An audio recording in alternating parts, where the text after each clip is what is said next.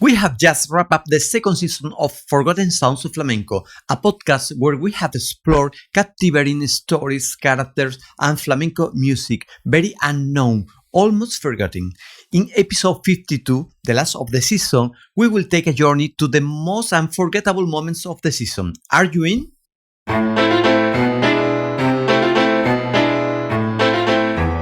Sounds that once were listened.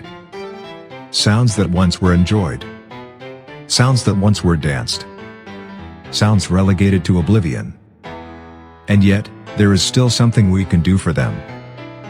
Let us summon them. Let us summon them. Welcome to the podcast Forgotten Sounds of Flamenco. My name is José Miguel Hernández Jaramillo, and I invite you to enroll in this journey through the sounds, stories, spaces, and people that were part of the 19th century flamenco.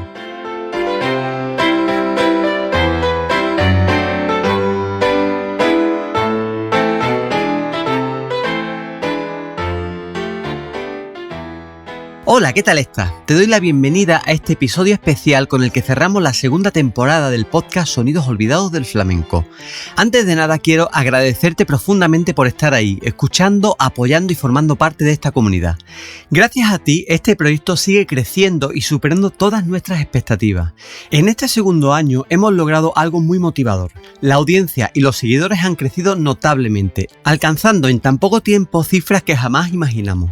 Además, el podcast ha vuelto a posicionarse en lo más alto de los rankings durante algunas semanas y en países muy diversos. Esto no solo nos llena de orgullo, sino que también nos motiva enormemente a seguir adelante con este proyecto. Por eso te adelanto que en enero arrancamos con la tercera temporada y vendrá cargada de novedades. Así que estate atento porque estoy seguro de que te sorprenderá. Y si aún no te has suscrito al podcast, te animo a hacerlo en tu plataforma favorita, Spotify, Apple Music, iVoox o incluso en nuestro canal de YouTube Sonidos Olvidados en Musicología Creativa, donde además de poder escuchar los episodios, también puedes verlos. Como ya hice para cerrar la primera temporada, quiero dedicar el último episodio a repasar todo lo que hemos compartido durante este año. Han sido 25 episodios llenos de momentos únicos y una gran variedad de contenidos que difícilmente leerás o escucharás en otro sitio, porque son fruto de la investigación que tanto Lénica Reyes como yo llevamos realizando desde hace muchos años. Así que prepárate para revivir juntos lo mejor de esta segunda temporada. Quisiera comenzar recordando un episodio muy especial y profundamente emotivo, en el que rendimos homenaje a uno de nuestros oyentes más queridos, quien tristemente nos dejó este año. Me refiero al doctor Felipe Agudo Montes de Chiclana. Este podcast lo acompañó en sus últimos momentos y para nosotros fue un honor poder dedicarle aquel episodio. En esa ocasión hablamos sobre los primeros tiempos de las alegrías, el palo flamenco favorito de don Felipe. Hoy quiero aprovechar para compartir algo que no pudimos incluir en su momento, un mensaje muy especial que nos envió su hija Marina, quien tuvo la amabilidad de escribirnos estas palabras llenas de cariño. Muchísimas gracias, es un honor para mi familia y para mí este homenaje hacia mi padre. Desde el cielo seguro que está sonriendo por salir en su podcast favorito. Un fuerte abrazo, Marina. Pues desde aquí una vez más le mando un fuerte abrazo a Marina y a toda su familia. Hablando de palo flamenco, esta temporada dedicamos varios episodios a explorar algunos de ellos en profundidad. Por ejemplo, abordamos cómo los panaderos, un son llegado desde México que acabó transformándose en un palo flamenco clave para entender la conformación de las alegrías tal como la conocemos hoy. Siguiendo con esta conexión con México, también dediqué otro episodio a cómo la petenera participó activamente en la conformación de uno de los pilares del flamenco actual, la soleá. En ese episodio compartí los resultados de una investigación realizada junto con Lénica Reyes hace más de 15 años y que aún no hemos publicado. En otro episodio reflexioné cómo la forma tradicional de medir el compás o los acentos rítmicos de la soleá, 1, 2, 3, 4, 5, 6, 7, 8, 9, 10, 1, 2, no siempre es adecuada. Cuando se interpreta a la guitarra, esos acentos cambian significativamente. Vimos cómo los acentos del compás de la soleá no es universal ni único, puede cambiar dependiendo si hablamos de cante, de baile o de toque, y precisamente ahí reside una de las mayores riquezas del flamenco. También dediqué un par de episodios a la guajira, explorando cómo este palo conecta musicalmente México, Cuba y España, ampliando así la visión tradicional del flamenco que suele limitar esta relación solo a Cuba y España. También hablamos sobre las populares guajiras Vida Mía, surgidas tras su aparición en una zarzuela que fue muy popular y adoptada rápidamente por artistas flamencos. Otro episodio estuvo dedicado a un tipo especial de petenera que apareció en 1881 y que llegó a ser muy popular, las denominadas nuevas peteneras. También exploramos el virtuosismo necesario para interpretar las malagueñas a finales del siglo XIX, tanto al cantarlas como al tocarlas. En todos estos episodios incluimos muestras musicales históricas que ayudaron a ilustrar estos temas.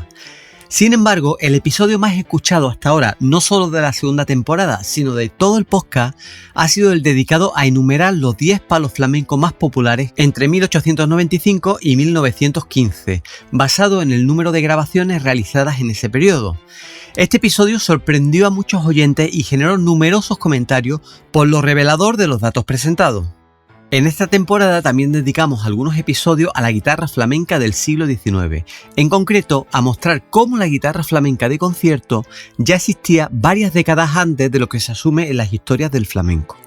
Los guitarristas flamencos ya ofrecían solos de guitarra flamenca o conciertos completos en las últimas décadas del siglo XIX. También dediqué otro episodio a cómo los guitarristas flamencos probablemente crearon el toque de guajira, qué recursos emplearon y en qué acompañamientos o músicas previas se basaron para acompañar a un cante recién llegado al flamenco a partir de 1878. Otro bloque de episodios estuvo dedicado a describir cómo era la vida y el ambiente flamenco en el siglo XIX.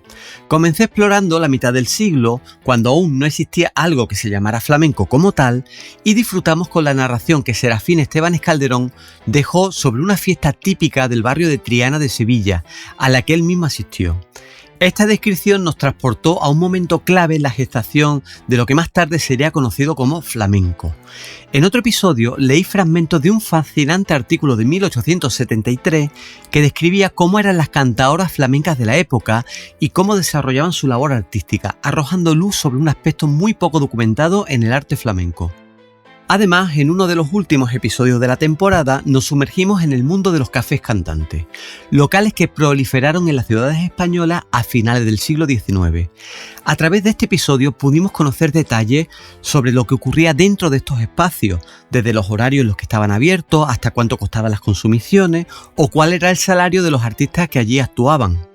Estas descripciones nos ayudaron a imaginar cómo era la vida cotidiana en esos lugares emblemáticos para el desarrollo del flamenco y a entender mejor su importancia como centros culturales y artísticos.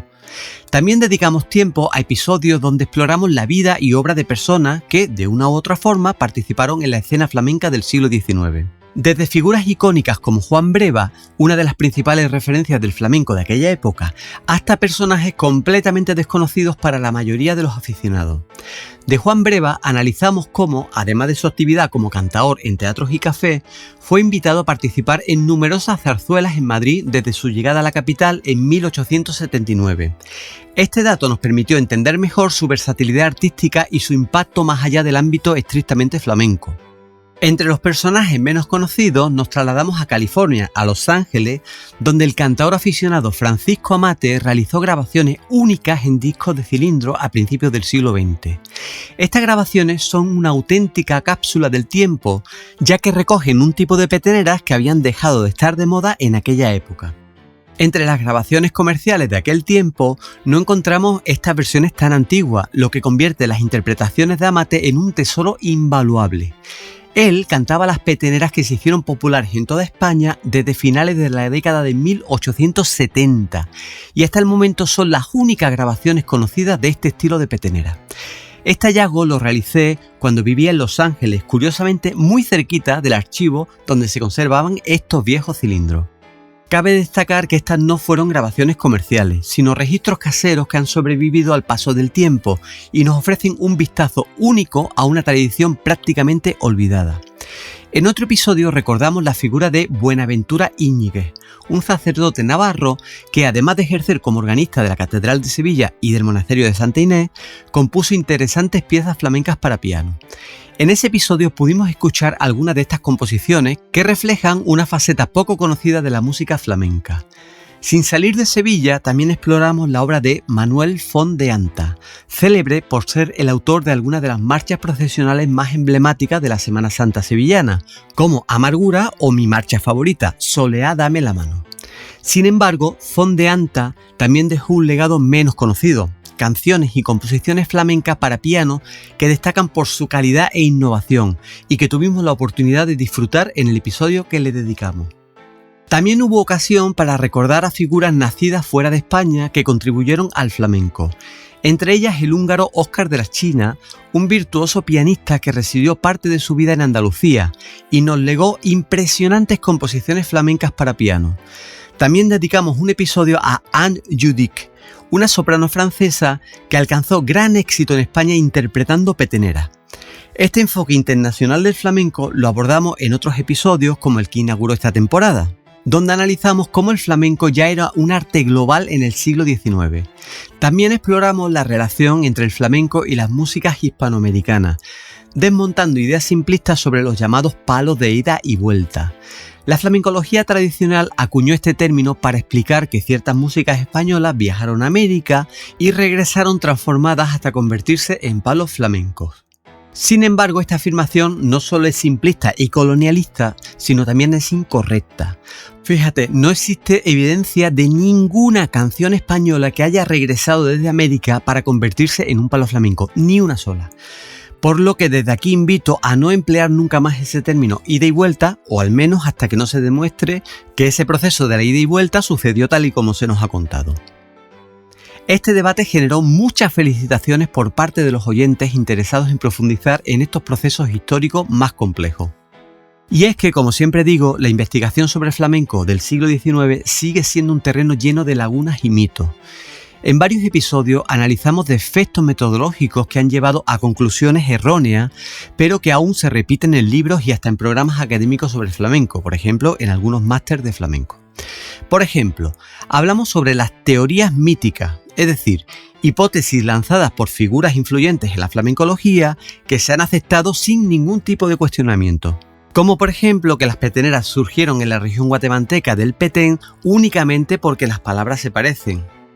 En otro episodio analicé el abuso de lo que denomino cajones de sastre, que son explicaciones vagas con lo que resolvemos algún tema del que no queremos o no podemos investigar más.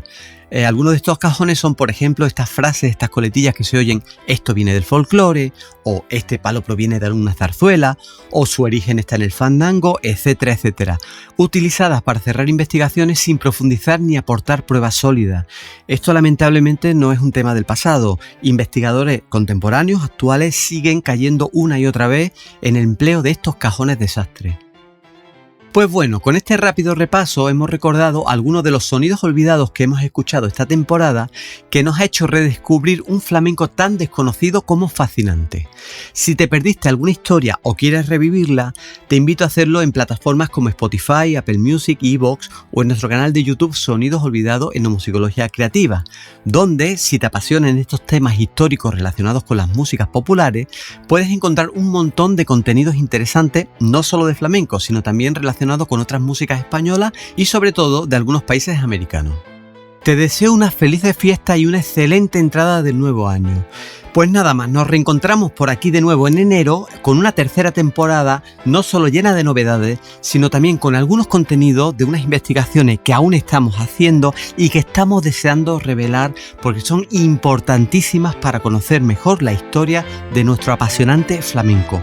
Espero que no te la pierdas.